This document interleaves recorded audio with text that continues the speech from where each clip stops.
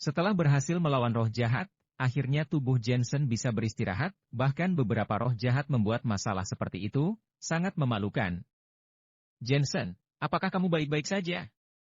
Cindy dan Patricia berlari mendekat. Kelihatannya tidak ada masalah serius dengan Cindy, dia masih bisa berlari sambil membawa HP-nya, tapi Patricia terkena pukulan roh jahat dan memengaruhi energi positif yang ada di tubuhnya. Jensen menyalakan jimat kuning dan berjalan mengelilingi Patricia, saat itu juga dia tidak merasa dingin lagi. Nanti aku akan memberimu resep, besok kamu akan baik-baik saja. Kata Jensen kepada Patricia, kemudian memelototi Cindy, awalnya menyelesaikan masalah sangat mudah. Tetapi karena perbuatanmu jadi makin merepotkan, dan kamu masih punya mood untuk merekam video. Kebiasaan profesional, kata Cindy sambil menjulurkan lidahnya. Jensen masih ingin menegurnya, tetapi Patricia memberi kode ke Jensen, lalu berkata kepada Cindy, demi menyelamatkanmu, Jensen beberapa kali ditendang olehmu, nanti kalau sudah kembali, kamu harus menebus dosa kepada Jensen. Oke. Cindy mengangguk dan berbisik, tapi, dia juga telah memanfaatkanku, bukankah seharusnya sudah impas? Jensen terdiam 1000 kata, dan mengabaikan Cindy, lalu berjalan menuju kuburan dan mulai menggali tanah. Ternyata, di dalam kuburan hanya ada 5 peti mati dan sudah tidak ada abu lagi di dalamnya, selain itu Jensen mendapati ada 5 boneka sebesar lengan tangan yang berwarna abu-abu dan ini sangat aneh. Apa itu? Tanya Cindy penasaran, sambil mengambil satu boneka itu. Ini adalah benda penangkal roh jahat. Jensen menjelaskan. Penangkal roh jahat? Cukup indah. Cindy makin penasaran. Jensen dengan nada sinis berkata, jangan dipegang, ini adalah boneka tulang yang terbuat dari tulang manusia. Hah? Cindy melemparnya dengan amat ketakutan. Jensen menggelengkan kepalanya sambil berkata kepada Patricia, lihat apakah peti itu ada kain kafan. Ada, ini berwarna merah. Jawab Patricia. Merah, ternyata memang jahat, keluarkan dan pakai itu untuk membungkus penangkal roh dan guci abu, ucap Jensen. Setelah selesai, mereka bertiga akan kembali di malam hari. Saat ini, di sebuah kuil tahu di kota Yanba, seorang pria parubaya sedang menyalakan 3 batang dupa dan bersujud menyembah sebuah patung. Patung ini agak aneh, bukan patung Buddha maupun Sun King, malahan adalah seorang pria kekar yang mengenakan kain biasa dan membawa gergaji, busur dan lainnya, dan di depan patung terdapat papan nama bertuliskan leluhur Jilowan yang terbuat dari cendana merah. Jilowan yang dimaksud ini akrab dipanggil dengan nama Luban. Setelah pria itu membungkuk, dia berdiri dan tiba-tiba mengerutkan kening. Dia menunjuk kura-kura kayu besar di sampingnya. Kura-kura besar itu seakan-akan seperti hidup. Setelah ditunjuk oleh pria itu, kepalanya menyusut ke dalam cangkang, kemudian mengeluarkan kepalanya dengan mulut yang sudah menggigit kertas kuning yang dilipat menjadi segitiga. Kura-kura ini tampaknya memiliki spiritualitas, tetapi pada kenyataannya, ini hanyalah semacam mesin mekanik. Pria itu mengambil kertas kuning dan lalu membukanya, setelah membacanya, wajahnya sedikit berubah. Siapa master ini? Dia benar-benar merusak teknik roh jahatku. Dia merasa tidak percaya dan tiba-tiba teringat pada pria tua yang kemarin. Orang tua itu mengatakan kemarin bahwa seseorang dari keluarga Yuon telah datang untuk mengambil rumah. Mungkinkah master yang diundang oleh keluarga Yuon? Kupikir bahwa aku sudah punya teknik roh jahat ilmu Taoisme yang sangat jitu, memang tidak tahu hidup mati, unsur yin dan yang hanya dipisahkan oleh garis, dan kediaman berunsur yang juga bisa berubah menjadi kediaman berunsur yin. Dia menghela napas dan tidak mencari tahu lagi, sebaliknya, dia menunggu pertunjukan yang bagus. Jensen dan mereka bertiga kembali ke istana Raja Lilong, hawanya tidak lagi dingin, hanya sedikit lusuh. Ini aneh, di sini sudah tidak dingin lagi. Apakah itu hanya ilusi? Patricia melihat sekeliling. Roh jahat telah dikunci, pohon cipres naga telah dibebaskan. Jensen berkata, malam ini beristirahatlah di kamar. Tidak akan terjadi apapun padamu, besok aku akan memecahkan misteri lagi, supaya rumah istana ini bisa ditempati dengan nyaman. Baik. Patricia dan yang lainnya juga lelah, setelah mandi, mereka semua beristirahat. Jensen mengambil kompas Feng Shui leluhur dan pergi ke salah satu sudut halaman belakang, lalu dia membebaskan 5 roh jahat. Master abadi, ampun. Begitu kelima roh jahat itu keluar, mereka langsung bersujud. Orang memiliki rasa kemanusiaan, hantu pun sama, yin dan yang keduanya terpisah, untuk masih tinggal di dunia fana, ucap Jensen. Master Abadi, kami bukannya tidak mau berpisah dengan dunia fana, tapi kami tidak rela meninggalkan keluarga kami. Roh jahat merah memohon, aku berharap Master Abadi mengampuniku dan membiarkan aku hidup bersama keluargaku. Jensen bertanya, kalau kamu terus tinggal di dunia fana, mungkin kamu akan ditemukan oleh guntur surgawi, dan kemudian jiwamu akan hancur, dan tidak akan ada kesempatan untuk reinkarnasi. Apakah kamu yakin mau melakukan ini? Tentu saja. Kelima roh jahat itu saling memandang satu dengan yang lain, tanpa ada keraguan. Ya sudah, melihat kalian begitu empati, aku membiarkan kalian dengan syarat, tidak boleh menyakiti manusia atau menakut-nakutinya, tidak diizinkan untuk keluar dari sini, dan kalian bertugas untuk menjaga rumah ini, kalau tidak aku akan mengunci MU di sudut tenggara rumah istana. Kalau suatu hari kamu diterima oleh seorang master, itu juga karena nasib baikmu, janji, ucap Jensen. Janji, kami bersedia menjadi penjaga rumah ini. Kelima roh jahat itu berkata serempak. Jensen mengangguk dan menyiapkan tempat untuk mereka beristirahat di sudut tenggara, dia mendirikan altar formasi, boleh dianggap sebagai rumah baru mereka. Selain itu, altar formasi dapat menyerap sinar matahari dan cahaya bulan, untuk memenuhi kebutuhan energi yang dan energi yin. Terima kasih Master Abadi, terima kasih Master Abadi. Setelah altar formasi terbentuk, roh-roh gentayangan juga dapat merasakan kegagahannya, mereka pun langsung berterima kasih dan bersujud. Aura jahat di tubuh mereka juga makin berkurang.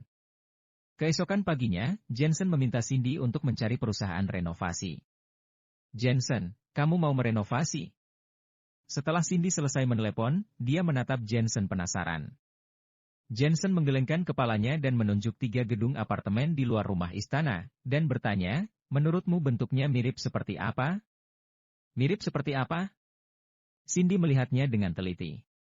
Pada saat ini, Patricia yang berada di sampingnya teriak duluan, bangunan di sebelah kiri terlihat seperti pedang. Patricia seorang praktisi seni bela diri kuno, makanya hal pertama yang dia pikirkan adalah pedang. Benar, itu terlihat seperti pedang yang menghadap ke langit. Mata Cindy berbinar-binar melihat gedung di sebelah kanan, semua permukaannya penuh dengan kaca kokoh yang besar, dibentuk atas dasar bentuk-bentuk geometris, dia tersenyum dan berkata, ini terlihat seperti pisau, iya, terutama ketika sinar matahari menyinari permukaan cermin gedung, itu persis pisau. Mata Jensen silau, benar juga ya, ini bagaikan pisau pembunuh, lihat, apakah pedangnya menuju ke arah kita? Cindy dan Patricia mengangguk. Jensen melanjutkan, bangunan di sebelah kiri terlihat seperti pedang, ini adalah pedang terhunus di langit, yang berarti siapa yang akan bersaing denganmu. Bagaimana dengan yang tengah? Patricia melihat gedung yang di tengah bentuknya agak aneh, seperti bangku dengan 2 kaki, bagian tengahnya berlubang, tetapi gedung pencakar langit ini yang tertinggi, kalau dari jauh, itu memberi kesan keagungan dan keadilan. Kisinaga. Jensen berkata dengan lembut, ketiga bangunan ini menghalangi Feng Shui, menutupi urat naga dan menyerap aura naga. Feng Shui? Feng Shui apa itu? Cindy melihat sekeliling. Jensen berkata sambil tersenyum, ini adalah kota baru, yang berada di depan ketiga bangunan itu adalah Menara Atkin yang terletak di sisi Sungai Mutiara, dan Feng Shui itu tepat berada di Sungai Mutiara. Ketiga bangunan ini mendapatkan semua Feng Shui, seperti menunggang naga menyerap aura naga. Ternyata ada juga yang seperti ini, Feng Shui sungguh luar biasa, ucap Patricia. Boleh dibilang, ini adalah masalah antara medan magnet dan arsitektur bangunan yang diinstruksikan oleh para master, sehingga istana Pangeran Lilong makin hari makin terpuruk, kalau tidak terus seperti ini, orang-orang yang tinggal di sini akan bernasib buruk, kalau ringan mereka bisa sakit, dan kalau yang serius bahkan bisa merenggut nyawa, ucap Jensen. Separah itu? Wajah Cindy menjadi pucat, apakah sulit untuk menata ulang? Gedung di sebelah kanan dan kiri keduanya bagaikan pedang tentara iblis, jika kamu ingin memecahkannya hanya bisa dengan menggunakan perisai. Mata Jensen berkedip-kedip dan berkata dengan percaya diri, Kisinaga ini adalah yang paling ganas. Kapanpun dengan cara apapun juga bisa merenggut aura naga di rumah istana Pangeran Lilong. Satu-satunya cara untuk menghentikannya hanya dengan garis Varuna. Cindy dan Patricia mendengarkannya bagai angin lalu. Jensen tahu, memang sulit untuk dimengerti, nanti saja lihat langsung saat direnovasi. Di sekeliling dinding rumah istana, harus dipasang ubin-ubin yang bisa memantulkan cahaya setiap jarak tertentu, sementara atap di rumah istana harus ada cermin perunggu. Tentu saja, semua rumput liar harus dibersihkan. Sedangkan di tepi danau kecil, harus dibangun sebuah bangunan setengah lingkaran. Renovasi ini butuh waktu agak lama, jadi untuk sementara Jensen tinggal di rumah istana, dia yakin setelah direnovasi akan memberi kesan nyaman dan damai. Cindy dan Patricia penasaran dengan perbedaan yang akan terjadi nanti setelah direnovasi, sementara waktu mereka pun tetap tinggal di sana. Patricia, apakah kamu akrab dengan grup teknologi global? Jensen bertanya di sela waktu senggang. Biasa saja, kakekku pernah bekerja sama dengan mereka sebelumnya. Apakah kamu mengenal seorang wanita bernama Isabella Lezia? Jensen sebenarnya ingin mencari tahu tentang Isabella. Kalau tidak segera membasmi wanita ini, tiap hari dia tidak bisa makan dan tidur dengan nyenyak, apalagi sekarang Elena sedang hamil. Dan dia yakin bahwa Isabella juga ingin membasminya. Terlalu banyak orang dalam grup teknologi global, ada basis di mana-mana, bagaimana aku tahu Isabella? Patricia menggelengkan kepalanya. Jensen juga tidak berharap banyak, jadi ini tidak masalah. Setelah seminggu berlalu, akhirnya sudah selesai renovasi. Indah sekali. Cindy dan Patricia berjalan di halaman, dan mereka sangat menyukai tempat ini.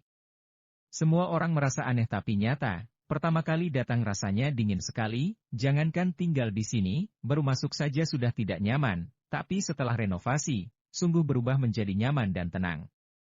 Penampilan baru yang penuh kemegahan dan kehangatan, memberi rasa damai. Jensen hanya mendekorasi sedikit saja, belum termasuk perabotan dan furnitur dalam rumah. Aku suka bangunan setengah lingkaran yang berada di tepi danau itu, bayangannya di air, terlihat seperti matahari dari kejauhan. Patricia menunjuk ke arah danau. Jensen tertawa bahagia, dia sangat bangga dengan karyanya ini, aku akan meminta seseorang mendesain taman, halaman dan rumah, setelah semuanya selesai, Elena dan yang lainnya bisa langsung pindah ke sini. Meskipun ini menghabiskan banyak waktu dan tenaga, tapi itu juga rumahnya. Pria manapun akan sangat memperhatikan keluarganya sendiri. Sungguh iri. Cindy berteriak, aku tidak peduli, kamu harus menyisakan satu kamar untukku. Aku juga. Patricia ikut berteriak. Harga rumah di sini hampir mencapai ratusan juta, jangankan satu kamar, 3 kamar juga bukan masalah, ucap Jensen. Sementara Jensen lanjut mendekorasi, dari kejauhan terlihat 3 gedung pencakar langit itu mulai berubah. Yang pertama mengalami perubahan adalah gedung milik Vindes Holding Group yang di tengah, investasi mereka gagal, harga saham anjlok, dan mereka menjadi sasaran penggelapan pajak oleh pemerintah.